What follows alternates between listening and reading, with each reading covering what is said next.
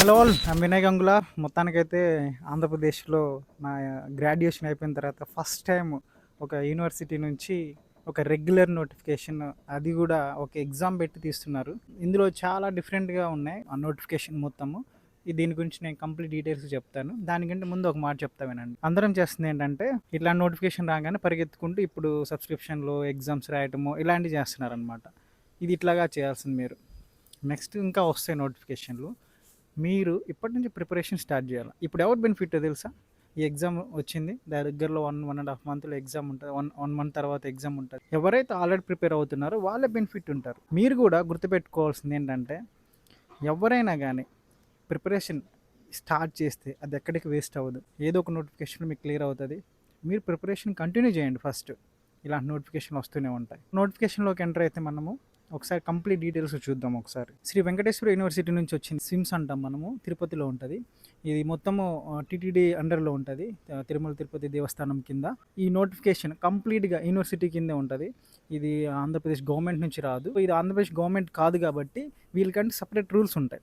ఇందులో వాళ్ళు మేజర్గా పెద్ద లైన్గా స్టార్టింగ్లోనే మెన్షన్ చేసింది ఏంటంటే ఎవరైతే హిందూ రిలీజియన్ని పాటిస్తారో, దాన్ని ఫాలో అవుతారో, దాన్ని బిలీవ్ చేస్తారో వాళ్ళే దీనికి ఎలిజిబుల్ అని చెప్పారు. ఎవరైనా క్రిస్టియన్ కానీ ముస్లిం అయినా ఇది దీనికి ఎలిజిబుల్ కాదు. చాలామందికి ఎస్సీ, హిందూ మాల, హిందూ మాదిగా ఇలా ఉంటాయి. వీళ్ళైతే ఎలిజిబిలిటీ ఉంటుంది. 99% ఎలిజిబిలిటీ ఉంటుంది. ఒకటి ఏంటంటే ఇది కాంట్రవర్సీ అయితే కాదు. ఎందుకంటే ఇది వాళ్ళు క్లారిటీగానే ఇచ్చారు. ఎందుకంటే ఇది టీటీడీ నుంచి రిలీజ్ అయింది నోటిఫికేషను. టీటీడీకి వెళ్ళేది ఎవరు? హిందూస్. అక్కడ మొత్తం ఆ ఫండ్స్ నుంచే వీళ్ళు దీన్ని మేనేజ్ చేస్తారు. ఇందులో అంటే ఇందులో జాబులు ఇచ్చిన వాళ్ళకి శాలరీలు ఇస్తుంటారు. ఎవరైతే హిందూస్ ఉన్నారో వాళ్ళే దీనికి ఎలిజిబిలిటీ ఉంటారు. ఇదైతే ఏ కాంట్రవర్సీ లేదు, వాళ్ళు క్లారిటీగానే ఉన్నారు. కాకపోతే ఇది పక్కాగా హిందూస్ కానీ కంప్లీట్గా వదిలేరు. మీరు దీన్ని కాంట్రవర్సీ లాగా క్రియేట్ చేసుకోకండి. పోస్టులు వచ్చి మనకి ఇందులో బ్యాక్లాగ్ పోస్టులను ఉన్నాయి, రెగ్యులర్ పోస్టులను ఉన్నాయి. రెగ్యులర్ వచ్చి మనకి 212 ఉన్నాయి. ఇవి అన్ని కేటగిరీకి సంబంధించి నేను కంప్లీట్గా చెప్తాను వినండి. ఓసీకి వచ్చి 88, ఈడబ్ల్యూఎస్కి వచ్చి 23, బీసీ ఏలో 15, బిలో 24, డిలో 16, ఎస్సీలో వచ్చి 3 గ్రూప్స్ ఉన్నాయి. నాకు కూడా తెలియదు, ఇది ఫస్ట్ టైం వింటున్నా. సో ఎస్సీ 1లో 2 ఉన్నాయి, 2లో వచ్చి 14 ఉన్నాయి, 3లో వచ్చి 17 ఉన్నాయి. అలానే ఎస్టీకి 13 ఉన్నాయి. మొత్తం 212 ఉన్నాయి. ఇందులో ఇవి రెగ్యులర్. బ్యాక్లాగ్ అంటే ఇంతకుముందు మిగిలిపోయిన పోస్టులు ఉంటాయి కదా, వాటికి అవైతే మీకు మొత్తం టోటల్ 24 ఉన్నాయి. అవి కూడా నేను స్క్రీన్ మీద డిస్ప్లే చేస్తాను, చూడండి. ఆన్లైన్ అప్లికేషన్ వచ్చి ఈరోజు 15వ తేదీ నుంచి స్టార్ట్ అయ్యి నెక్స్ట్ మంత్ 10వ తేదీ వరకు ఉంటుంది. అంటే 8th మంత్ ఆగస్ట్ వరకు ఉంటుంది. ఎగ్జామ్ డేట్ ఇంకా ఏం చెప్పలేదు. మేబీ ఏమన్నా రిలీజ్ చేస్తారు ఆఫ్టర్, అంటే సబ్మిషన్స్ అన్నీ అయిపోయిన తర్వాత. మోస్ట్లీ 1 మంత్ తర్వాత ఉండొచ్చు. మేబీ ఆగస్ట్ ఎండ్లో కానీ సెప్టెంబర్లో కానీ ఉండొచ్చు అనుకుంటున్నాను. ఎలిజిబిలిటీ వచ్చి మీకు బీఎస్సీ నర్సింగ్ చేసి ఉంటే మీకు ఏ ఎక్స్పీరియన్స్ ఏం అవసరం లేదు. అదే జీఎన్ఎం చేసి ఉంటే మీకైతే ఖచ్చితంగా 3 years ఎక్స్పీరియన్స్ అయితే ఉండాలి. ఇందులో ఏజ్ లిమిట్ వచ్చి మీకు 42 years వరకు ఉంటుంది. అంటే 42 years, 18 years నుంచి 42 years వరకు. అక్కడ నుంచి ఏజ్ రిలాక్సేషన్ చూసుకుంటే 5 years ఎస్సీ ఎస్టీకి ఉంటుంది. అలానే ఎవరైనా స్విమ్స్ యూనివర్సిటీలో చేసిన వాళ్ళు, ఆల్రెడీ కాంట్రాక్ట్లో కానీ చేస్తున్న వాళ్ళు ఉంటారు కదా, అక్కడ ఏమన్నా చేసిన వాళ్ళకైతే ఒక 5 years యాడ్ అవుతుంది. ఆంధ్రప్రదేశ్ స్టేట్లో నుంచి ఉన్న వాళ్ళైతేనే దీనికి ఎలిజిబిలిటీ ఉంటుంది. ఏపీ నుంచి ఉన్న వాళ్ళకే ఇది ఈ నోటిఫికేషను.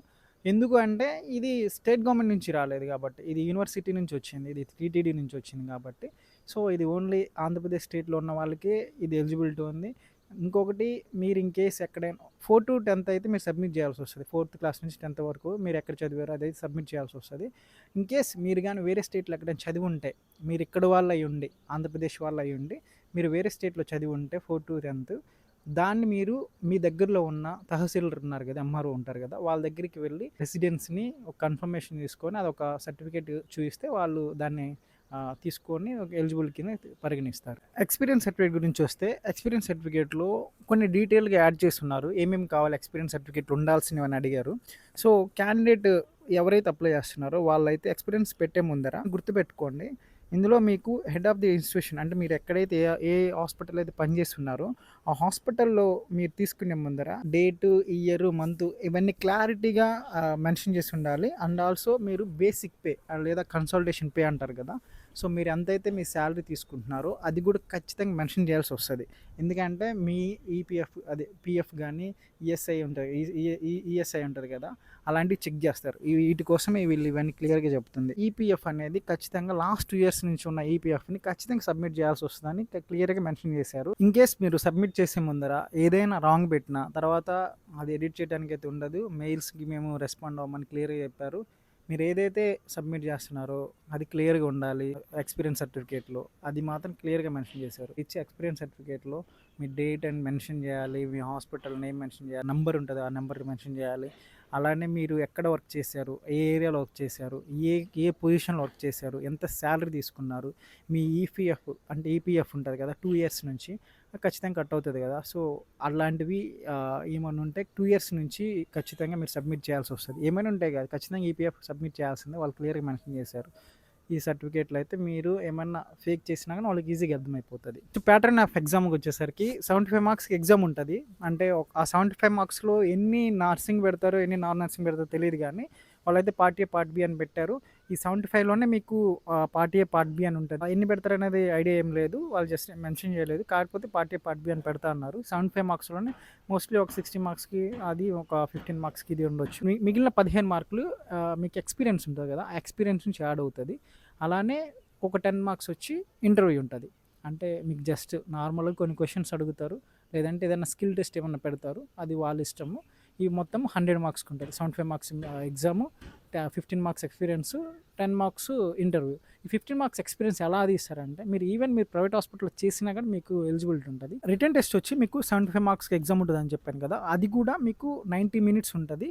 మీకు మైనస్ మార్కులు ఏమి ఉండదు, జస్ట్ మీరు ఎన్ని క్వశ్చన్లు రైట్ అయితే ఆ క్వశ్చన్ మీకు కన్సిడర్ చేస్తారు అంతే. ఎక్స్పీరియన్స్కి వచ్చేసరికి చదువుతామనండి, కొద్ది క్లియర్గా మీకు అర్థమవుతుంది. 1 mark shall be awarded for every completed block of 6 months service rendered by staff preferred working government, semi-government or PSC public sector institutions, and also అలానే 500 bedded హాస్పిటల్ ఎవరైనా చేసినా కానీ వాళ్ళు కూడా తీసుకుంటారు. ఇది ఎలిజిబుల్ అనమాట ఎక్స్పీరియన్స్ కింద. కాకపోతే మీరు చేయాల్సింది ఏంటంటే ఈఎస్ఐ ఒకటి, ఈపీఎఫ్ ఒకటి ఉంటుంది. ఆ రెండు అయితే మీరు ఖచ్చితంగా మీరు సబ్మిట్ చేయాల్సి వస్తుంది. ఇంకోటి 15 మార్కులు కానీ ఎక్కువ మేము వర్క్ చేసి ఉన్నామంటే అదే ఆడవు, ఓన్లీ 15 మార్క్స్కి మీకు తీసుకుంటారు. అలానే ఏదైనా హాస్పిటల్లో అంటే ఎక్స్పీరియన్స్, ఇది గవర్నమెంట్ గురించి కాదు, మామూలు వాళ్ళ గురించి, ఎవరికైనా హ్యావింగ్ మినిమం అంటే ఒక 500 bedded హాస్పిటల్ చేసి ఉంటే మీరు ఆ ఆర్గనైజేషన్ చేసినట్టు ఒక ప్రూఫ్ ప్రొడ్యూస్ చేయాలి ఆ హాస్పిటల్ నుంచి. అంటే 3 years ఇక్కడ చేస్తున్నారు అనేసి, మినిమం 3 years చేస్తున్నారు అనేసి మీరు ఒక రిజిస్ట్రేషన్ ఫర్మ్ అని ఉంటుంది, దాన్ని మీరు ఒక 3 years అంటే వాళ్ళు మొత్తం ఇక్కడ చేశారు అనేసి వాళ్ళు కూడా మీకు ఈఎస్ఐ ఒకటి ఈపీఎఫ్ ఒకటి ఇవన్నీ మీకు ప్రొవైడ్ చేసి ఇస్తే మీరు కూడా ఎలిజిబుల్ ఉంటారు ఈ ఎక్స్పీరియన్స్ కింద. ఓన్లీ గవర్నమెంట్లో చేసిన వాళ్ళే కాదు. ఎగ్జామ్ ఫీజు వచ్చేసరికి ఓసీ అండ్ ఈడబ్ల్యూఎస్ పిల్లలకి అయితే 2360 రూపాయలు, అలానే బీసీ ఎస్సీ ఎస్టీ పిల్లలకి అయితే 1770 రూపాయలు కట్టాల్సి వస్తుంది. ఇన్కేస్ ఎవరైనా ఈ పీడబ్ల్యూబీడీ ఉంటారు కదా, హ్యాండిక్యాప్డ్ ఎవరైనా, వాళ్ళకైతే అమౌంట్ ఏం కట్టాల్సిన అవసరం ఫ్రీగానే ఉంటుంది. మేబీ నేను కొన్ని కవర్ చేయకపోవచ్చు, కానీ ఏమైనా డౌట్ ఉంటే మీకు కామెంట్లో అడగండి. ఇంకొకటి, దీని లింక్ మాత్రం నేను డిస్క్రిప్షన్లో ఇస్తాను. ఎవరైనా కానీ గవర్నమెంట్ ఇన్స్టిట్యూషన్లో చేస్తున్న వాళ్ళు ఖచ్చితంగా ఎన్ఓసి అయితే తీసుకుని అప్లై చేసిన తర్వాత దీన్ని అంటే సబ్మిట్ చేయండి. ఎందుకంటే ఎన్ఓసి లేకుండా మీరు ఫైనల్గా ఎగ్జామ్ మీరు తీసుకున్న అంటే జాబ్ ఒకరు సెలెక్ట్ అయితే మీకు ఎన్ఓసి దగ్గర మీకు జాబ్ పోయే చాలా అవకాశాలు ఉంటాయి. కాబట్టి ఎన్ఓసి అప్లై చేయండి. దీనికి ఎలా ఎగ్జామ్ చదవాల్సి వస్తుంది, ఎగ్జామ్స్ రోజు డైలీ ఒక టెస్ట్ చేయండి. అలానే మీరు ప్రీవియస్గా చదువుతుంటే దాన్ని బాగా రివిజన్ చేయండి. మోస్ట్లీ మన మెడిసిన్ నర్సింగ్ అంటే మన దాంట్లో ఉన్న మెడిసిన్ నర్సింగ్ పిల్లలకైతే చెప్తున్నా, మిగతా వాళ్ళకైతే నాకు అంత ఐడియా లేదు. మీరు ఎంతవరకు చదువుతున్నారు, ఏం చదువుతున్నా నాకు తెలియదు. కాబట్టి నేనైతే ఒక క్లియర్ కట్గా చెప్తున్నా, మన మెడిసిన్ నర్సింగ్ పిల్లలకైతే మీరు ఏదైతే తీసుకొని చదువుతున్నారో, మన కోర్సులన్నీ ఒకటే కోర్సు సేమ్ ఉంటాయి అన్ని క్లాసెస్. మీరు ఏ కోర్స్ తీసుకున్నా ఓకే, కాకపోతే 3 months 6 months 9 months 1 year అని ఉంటుంది. అది చాలా డిఫరెన్స్ ఏం లేదు, ఓన్లీ డ్యూరేషన్ డిఫరెన్స్ ఉంటుంది. కాబట్టి మీరు ఏదైనా కోర్సులో ఉన్నా కానీ మన పిల్లలు మీరు మన దాంట్లో ఉన్న కంటెంట్ మొత్తం చూడండి. అలానే ఈ కంటెంట్ దాటి మీకు ఎక్కడికి ఏం క్లాస్ అంటే క్వశ్చన్స్ ఏమి వెళ్ళవు. మోస్ట్లీ 90% క్వశ్చన్లు ఇక్కడి నుంచే వస్తాయి. ఎందుకు చెప్తున్నా అంటే అన్నీ కవర్ చేసాం. ఇండియా వైడ్గా జరుగుతున్న మొత్తం కవర్ చేసాము. ఇంకొకటి డైలీ టెస్ట్ కూడా చేయండి. మీరు ఎవరైతే దీనికి ప్రిపేర్ అవ్వాలనుకుంటున్నారో డైలీ టెస్ట్. మీకు అందులో నార్సెట్ అని పేరు ఉంది, నార్సెట్ అని ఇస్తున్నారంటే అది కాదు. ఇక్కడ మీకు అన్నిటికీ కవర్ అవుతాయి. నార్సెట్ ఒక్కటే కాదు, మీకు అందులో డైలీ టెస్ట్లో మేము నార్సెట్ అని మెన్షన్ చేస్తున్నాము. నార్సెట్ అనే కాదు, మీకు నార్సెట్కి స్పెషల్గా ఏం కాదు. ఇండియాలో జరిగే ప్రతి ఎగ్జామ్కి ఏంటంటే నెక్స్ట్ ఎగ్జామ్ ఉంది కాబట్టి నార్సెట్ అని పేరు పెట్టాం అంతే. మీరు ఏం కాదు, మీకు మంచిగానే మీరు ఎక్కడ మీరు మన మెడిసిన్ నర్సింగ్లో ఉంటే ఏ సబ్స్క్రిప్షన్ ఏం తీసుకోవద్దండి. మీరు జస్ట్ మన దాంట్లో చదువుకోండి, అలానే డైలీ టెస్టులు చేయండి, దాన్ని అనలైజ్ చేయండి. ఎలా అంటే టెస్ట్ చేశారనుకోండి, ఒక 1 అవర్ మళ్ళీ అయిపోయిన తర్వాత ఎగ్జామ్ మీరు టెస్ట్ అంటే సబ్మిట్ చేయకండి, డైరెక్ట్గా ఓపెన్ చేసి ఆన్సర్ చూసుకోకండి. అట్లా 100 క్వశ్చన్లు రాయండి. ఆ తర్వాత మీరు మళ్ళీ వెంటనే దాన్ని ఒక 1 అవర్ కూర్చొని అనలైజ్ చేయండి. ఎందుకు రాంగ్ అయింది, ఎందుకు రైట్ అయింది అని చూడండి. మీకు అప్పుడు క్లారిటీ వస్తుంది. అలానే దాని గురించి పక్కన రాయండి, మీకు ఏమైనా తెలియకపోతే క్వశ్చన్ గురించి. అట్లానే దాన్ని ఒకసారి నైట్ పడుకునే ముందు రివిజన్ చేయండి. అట్లా రోజు మీరు ఏం రాసారు అంతా రివిజన్ చేస్తుంటే మీకు ఈజీగా ఉంటుంది. సో అలానే థియరీని కూడా అంతే. థియరీ మీకు రివిజన్ అనేది కీ రోల్ అండి ఎగ్జామ్లో. ఈ థియరీని ఈ ఎంసీక్యూస్ని బాగా రివిజన్ చేస్తూ డైలీ ఎగ్జామ్ని ఇవి ఒకటే డిసిప్లిన్ ఒకటి, కంటిన్యూటీ ఒకటి, ఈ రెండుని మెయింటైన్ చేస్తే మీకు ఈజీ అవుతుంది. సో నేను మోస్ట్లీ చెప్పేది ఫస్ట్ నుంచి కూడా స్టూడెంట్కి, ప్రిపరేషన్ ఆపేయకండి. మీరేదో ఒక ఎగ్జామ్ అయిపోయిందో, ఎగ్జామ్ పోయిందని మీరైతే ప్రిపరేషన్ ఆపకండి. సో కంటిన్యూ చేస్తూ ఉండండి. రేపు రాకపోతే ఏమవుతుంది అంటే ఏం కాదు, నెక్స్ట్ వచ్చే నోటిఫికేషన్, ఇలాంటి నోటిఫికేషన్ అప్పుడు వస్తే మళ్ళీ అప్పుడు పరిగెత్తి చదవకండి. సో ఈ నోటిఫికేషన్ ముందు నుంచి ప్రిపేర్ అయ్యే వాళ్ళకి చాలా ఈజీ ఉంటుంది, మీకు చాలా టఫ్ ఉంటుంది. కాకపోతే మీరు ఇప్పటి నుంచి ప్రిపరేషన్ స్టార్ట్ చేసినా మీకు ఈజీ అవుతుంది, చాలా డెడ్ ఈజీ అవుతుంది. ఎవరైతే 100% హార్ట్ఫుల్గా చదువుతారో వాళ్ళకి జాబులు వస్తాయి. ఇది ఒకటి గుర్తుపెట్టుకోండి. ఇదేం మీకు ప్రమోషన్ వీడియో ఏం కాదు.